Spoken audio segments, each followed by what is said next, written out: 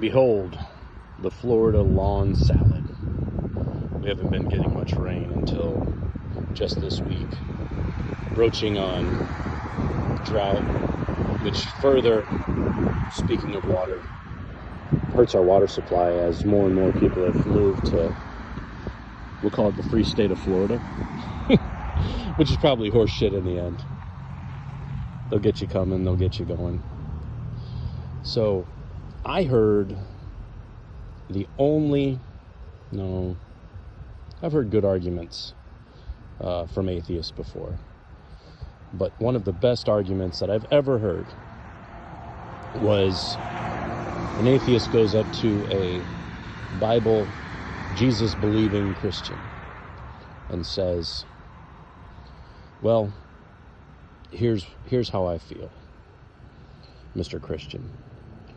Do you know how you feel about those other religions that have 10 gods? How do you feel about them, their gods? Well, that is how I feel about your God. That's the same feeling that I get. So I thought of that, Stoke, as I was watching your response video.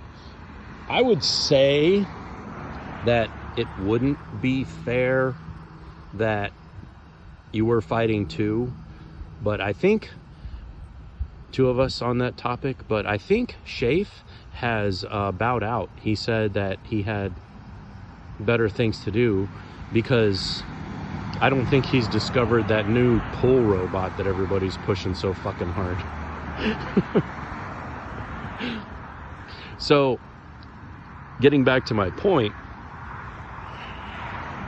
and I don't know if you 100% feel this way, but let's continue on to this 9/11 thing. Stoke, the way you feel about the 9/11 Commission report and the findings in the 9/11 Commission report is how I feel about the findings of the 9/11 conspiracy theory documentaries. I hold the same skepticism towards them that, believe it or not, I even hold towards official reports. I know it may not seem like it at times, especially with how I present my arguments, because I don't seem certain to have a belief towards something.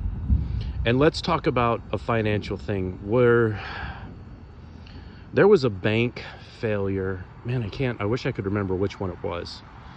But there was quite a bit of conspiracy attached around the bank failure. And, okay, let's say I'm looking at that. What do we know for sure?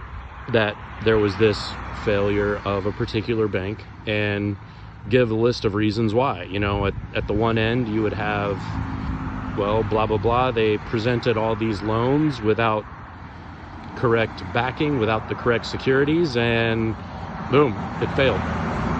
Normally it should have worked, but they were several $1 million beyond what the limits of, you know, such a bank could take if it were really put to the test. Other side would be, well, you know, that's just the men in little hats just doing their thing, and it's a whole puppet show, right? Weigh them both against it. I don't know either for a fact. And, you know, I've been educated and trained to take the luxury of withholding final judgment. So because I don't present myself as being certain of something being wrong, doesn't mean I believe the contrary. That being said, there are a couple things that I do hold to, and I wish would just work correctly, but I think the system is okay if it's manned by the correct people. You know, say the court system, if it's manned by the correct people, I think can do pretty good. You would criticize me for the Constitution stuff. I believe in the fundamental framework of the Constitution. Is it abused? I would agree with that, yes. So I want to keep this short and sweet and say that I came across something, and please tell me if this is true or not. When we talk about research and scientific method and hypothesis and everything, it isn't that the people who say flat earth, as an example, sometimes there's gross errors in their research.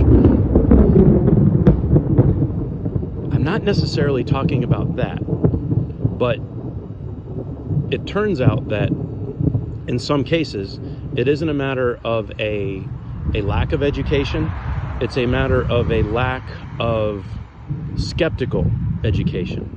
Was a person educated to have a skeptical mind towards science, a skeptical mind towards, society and civics, or not?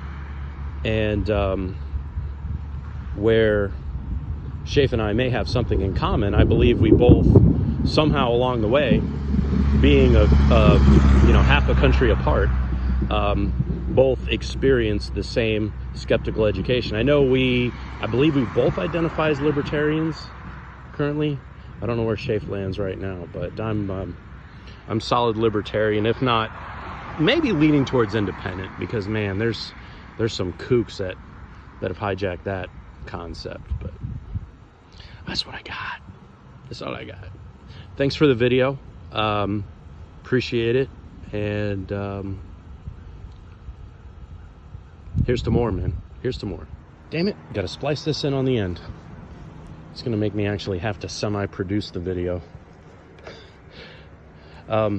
Quick thing. Eyewitness accounts on 9/11. Why would I not address them or acknowledge them or whichever? Okay, eyewitness accounts. Yes, understood. I'm sure they believe what they're saying. Have you ever looked into what makes an eyewitness account or examples of eyewitness accounts actually being unreliable to facts? It's totally a thing. And I think my squash is totally growing. But there is a part about eyewitness accounts where people's recollections can be incorrect. Their perceptions can also be incorrect. I'm not saying they're wrong. I'm not saying they're completely invalid.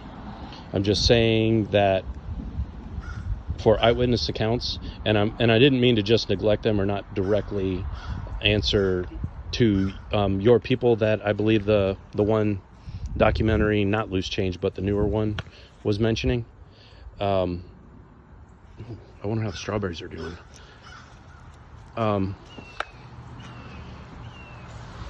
It is possible, and I reserve the right to be skeptical. Oh, look at the strawberries. Almost ready. It could be that their recollections are faulty or whatever. I remember the news footage from 9/11. I was awake for them, and this was back when CNN was a little bit different than it was now. But to me, what they were showing at Ground Zero was like just utter chaos. If this whole thing actually happened, I've never been to New York. I wasn't there, so maybe the whole damn thing's bullshit. But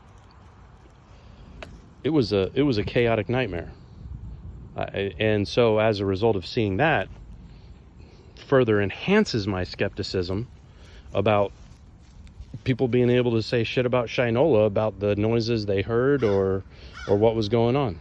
So that's where I am on the eyewitness thing. I didn't mean to just ignore it because you had a smoking gun there, but that's just how I saw that. All right, like you said, loves and kisses. Catch you later. Oh, almost forgot. Thank you so much for the considerate trigger warning towards the end of the video when you were about, when you believed you were getting to a personal part of the video. I found that to be extremely considerate and respectful. And so you know, so you don't have to worry. I wasn't feeling any kind of way leading up to it. Just listen to what you had to say, and you know, appreciating your company and appreciating your time, man.